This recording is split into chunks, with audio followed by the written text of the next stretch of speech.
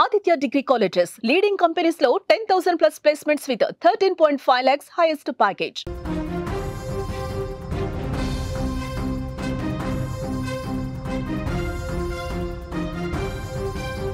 గండికోటలో దారుణ హత్యకు గురైన విద్యార్థిని వైష్ణవి హత్య కేసులో కొత్త కోణం కనిపిస్తోంది. వైష్ణవి డెడ్ బాడీ పైన ఆమె డెడ్ బాడీ పైన కనిపిస్తున్న గాయాలు, రక్కిన గోళ్లతో రక్కిన దృశ్యాలు చూస్తుంటే హంతకుడు లోకేష్ ఒక్కడే చేశాడా, ఇంకెవడైనా ఈ హత్యలో పాల్గొన్నాడా అనే డౌట్స్ వస్తున్నాయి. వైష్ణవి కుటుంబం చాలా స్పష్టంగా ఆరోపిస్తుంది, లోకేష్ ఒక బేకారని, ఒక జులాయి అని, తన కూతురిని వెంటపడి తన వైపు తిప్పుకొని వశపరుచుకొని తన కూతురు తనకు కాకుండా చేశాడని, చాలా రోజులుగా లోకేష్ తన కూతురిని వెంటాడుతున్నాడని, తన మత్తులోకి దించి, ప్రేమ మత్తులోకి దించి తన కూతురిని అన్యాయంగా దారుణ హత్యకు గురి చేశాడని, ఈ హత్యలో లోకేష్ ఒక్కడే లేడు, ఇంకా కొందరి పాత్ర ఉందని చెప్తున్నారు. స్క్రీన్లో మీరు విజువల్స్ చూస్తున్నారు. లోకేష్ గండికోటకి ఆ అమ్మాయి వైష్ణవితో లోపలికి వెళుతున్న వీడియో మీరు ఒకవైపు ఒక బాక్స్లో చూస్తుంటే, ఒక్కడే రోడ్డు పైన తిరిగి వస్తున్న వీడియో ఇంకో బాక్స్లో చూస్తారు. ఈ దృశ్యం చూస్తే చాలా డౌట్స్ కనిపిస్తున్నాయి. సీసీ కెమెరాలో దొరికిన ఈ రెండు దృశ్యాలు వైష్ణవి హత్య కేసులో అనేక ప్రశ్నల్ని లేవనెత్తుతున్నాయి. ఒకటి, లోపలికి వెళ్ళిన గంటలోపే మీరు చూస్తున్నారు వైష్ణవితో గండికోట లోపలికి వెళ్తున్న లోకేష్ బైక్ మీద నిలబడ్డ వీడియో ఒకటి. రెండోది వచ్చేసి ఒక్కడే గండికోట లోపల నుంచి బయటకు వస్తున్న వీడియో ఒకటి. ఈ రెండు వీడియోలో రికార్డింగ్కి కేవలం గంట సమయం మాత్రమే గ్యాప్ ఉంది. ఈ గంటలోనే వైష్ణవిని ఇంత దారుణంగా లోకేష్ చంపేశాడా, లేదంటే తెలివిగా లోకేష్ ఈ వైష్ణవిని తీసుకొని అక్కడికి వెళ్ళి ముందుగానే ప్లాన్ వేసుకొని తనకు తెలిసిన వ్యక్తులకి వైష్ణవిని అప్పజెప్పి హత్యకు పాల్పడ్డాడా? ఇటువంటి అనుమానాలు అన్నీ కలుగుతున్నాయి. ప్రస్తుతం ఈ కేసుకు సంబంధించిన అప్డేట్స్ అందించడానికి మా కడప ప్రతినిధి సుదర్శన్ ఫోన్ లైన్లో ఉన్నారు. ఒకసారి సుదర్శన్ ఈ కేసును ఫాలో చేస్తున్నాడు. సుదర్శన్, మనకు రెండు రకాల విజువల్స్ కనిపిస్తున్నాయి. ఒకటి లోకేష్ లోపలికి వెళ్తున్న గండికోట లోపలికి వెళ్తున్న వీడియో ఒకటి, సీసీ ఫుటేజ్. అట్లాగే మరొకటి వచ్చేసి గంటలోపే తిరిగి వస్తున్న ఫుటేజ్. అసలు ఈ రెండింటిని చూస్తే ఎటువంటి డౌట్స్ వస్తున్నాయి సుదర్శన్? ఇక్కడ ఈ గంట లోపల ఏం జరిగింది లోపల అనేది ఇప్పుడు మిస్టరీగా మారింది. పోలీసులు కూడా దాన్ని ఛేదించే ప్రయత్నంలోనే ఉన్నారు.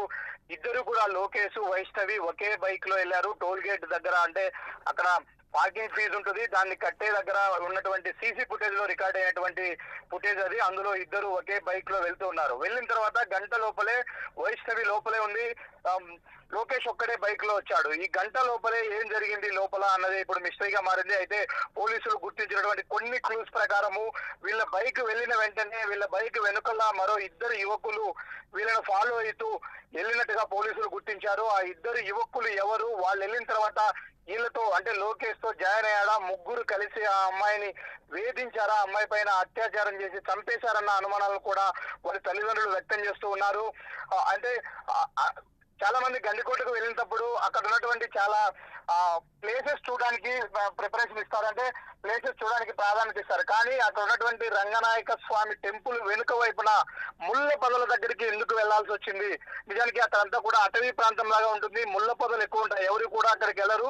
టెంపుల్ సరౌండింగ్స్ లోకి వెళ్ళి చూస్తే ఆ వ్యూ కనిపిస్తుంది, అంతే తప్ప ఎవరు ఆ ప్రహరీ గోడ దిగి అటువైపుగా వెళ్ళరు. కానీ డెడ్ బాడీ అక్కడ పోలీసులకు లభించింది. అంటే అక్కడి వరకు వీళ్ళు ఎందుకు వెళ్ళారు అన్నది ఇప్పుడు మిస్టరీగా మారింది. ఎందుకంటే గండికోటకి వెళ్ళి అక్కడ సైడ్ సీన్ చూసి ఎంజాయ్ చేసి రావాలంటే రావచ్చు, కానీ వీళ్ళు ఏకాంతంగా కలవడం కోసం వెళ్ళారా అక్కడి వరకు? అక్కడికి లోకేష్ అంటే సుదర్శన్, ఇక్కడ ఒక పాయింట్ సుదర్శన్, వెనకాల ఎవరైతే బైక్ మీద ఇద్దరు కుర్రాళ్ళు వచ్చారని అనుమానాలు వ్యక్తమవుతున్నాయో వాళ్ళని ఐడెంటిఫై చేసే ప్రక్రియ ఏమైనా మొదలైందా, లేకపోతే వాళ్ళు అసలు ఏం జరిగి ఉంటుంది? ఈ లోకేష్ క్యారెక్టర్ ఏంటి?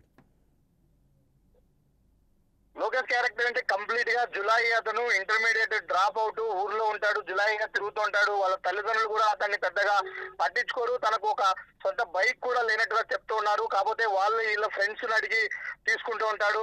ఎర్రగుంట్ల మండలం అన్లదుర్తి గ్రామము, అక్కడే ఉంటది వీళ్ళ ఫ్యామిలీ. అక్కడి నుంచి ఈ అమ్మాయి ఫ్యామిలీ పొద్దుటూరుకి షిఫ్ట్ అయినప్పటి నుంచి కూడా అతను ప్రొద్దుటూరుకు వస్తున్నాడు. ఈ అమ్మాయి ఇంటి నుంచి కాలేజీకి వెళ్లే సమయంలో ప్రతిరోజు కూడా రెక్కి నిర్వహించి ఆ అమ్మాయిని ఏదో ఒక విధంగా మాట్లాడడం, మాటలు కలపడం చేస్తుంటాడు. అంతేకాకుండా అమ్మాయిని అనేక సార్లు బ్లాక్ మెయిలింగ్ కూడా చేసినట్టు మనకు సమాచారం అంటూ ఉంది. నేను చెప్పిన టయానికి నువ్వు బయటికి వచ్చి నన్ను కలవకపోతే నేను చేతులు కోసుకొని చనిపోతాను, నేను సూసైడ్ చేసుకుంటాను అంటూ అనేక సార్లు ఆ అమ్మాయిని బెదిరించిన పరిస్థితుల్లో నిజంగానే అలాంటి సిచ్యువేషన్ వస్తే అది తన మీదకి ఎక్కడొస్తుందో అన్న భయంతో కూడా వైష్ణవి చాలా సార్లు లోకేష్ ను కలవడానికి తల్లిదండ్రుల కళ్ళు చెప్పి బయటికి వెళ్ళింది. నిన్న కూడా అదే జరిగింది. మనం గండికోటకి వెళ్ళి 1 hour లో తిరిగి వచ్చేస్తాము, మళ్ళీ కాలేజీ లంచ్ టైంకల్లా నిన్ను ప్రొద్దుటూరులో వదిలిపెడతానని చెప్పిన మేరకే ఆ అమ్మాయి లోకేష్ తో పాటు బైక్ ఎక్కి వెళ్ళిపోయినట్టుగా తెలుస్తుంది. తను ప్రొద్దుటూరులోనే ఆ అమ్మాయిని రిసీవ్ చేసుకున్నాడు. ప్రొద్దుటూరు నుంచి దాదాపు 35 కిలోమీటర్ల జర్నీ ఉంటుంది గండికోట వరకు కూడా.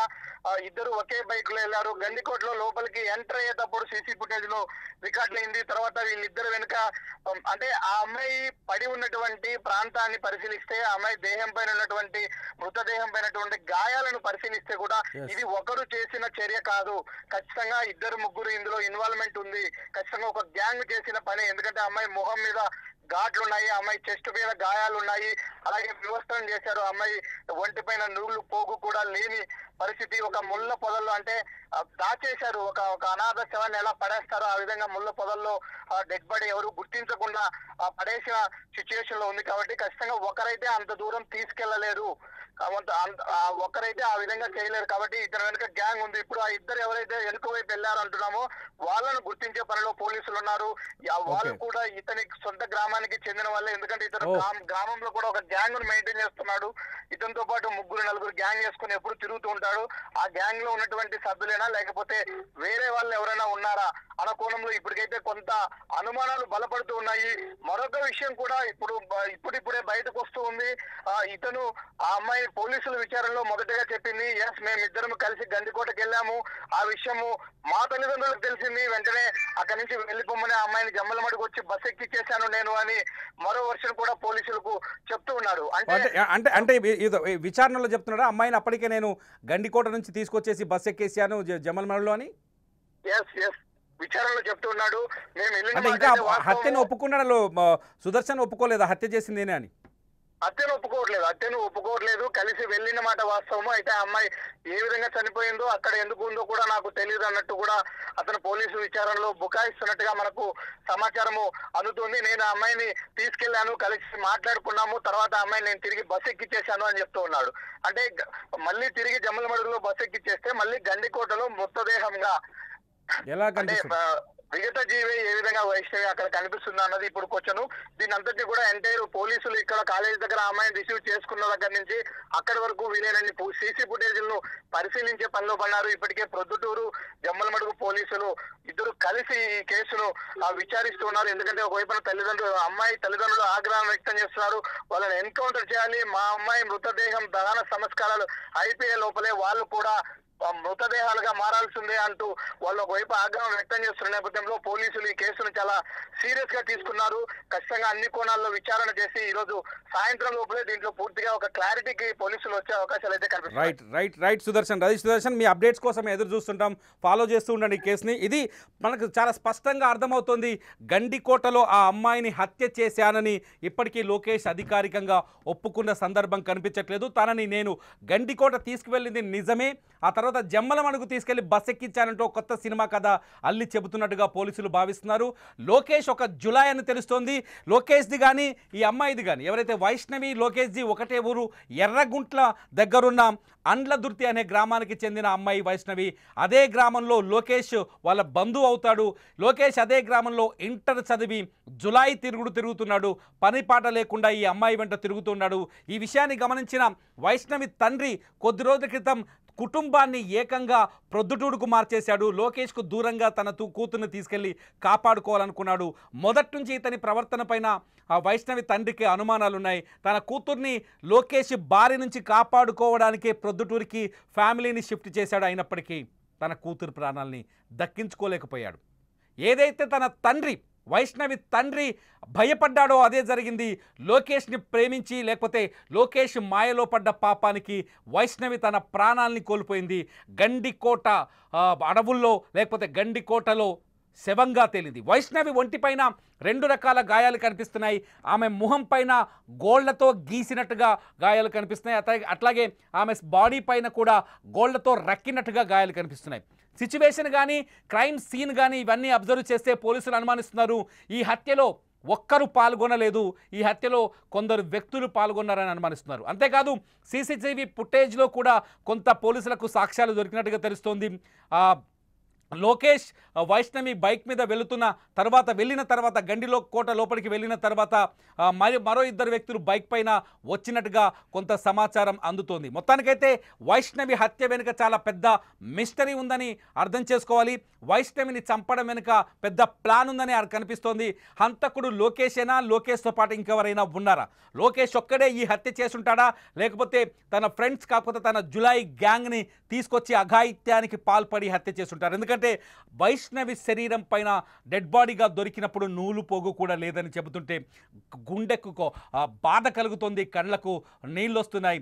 ఎవరైతే అమ్మాయిలు, నేను ఒక విషయాన్ని ఇక్కడ చెప్పాలనుకుంటున్నాను, జులాయిలని గాడిద తిరుగులు తిరిగే ఈ బేకార్లని నమ్మి మీ జీవితాన్ని నాశనం చేసుకోకండి.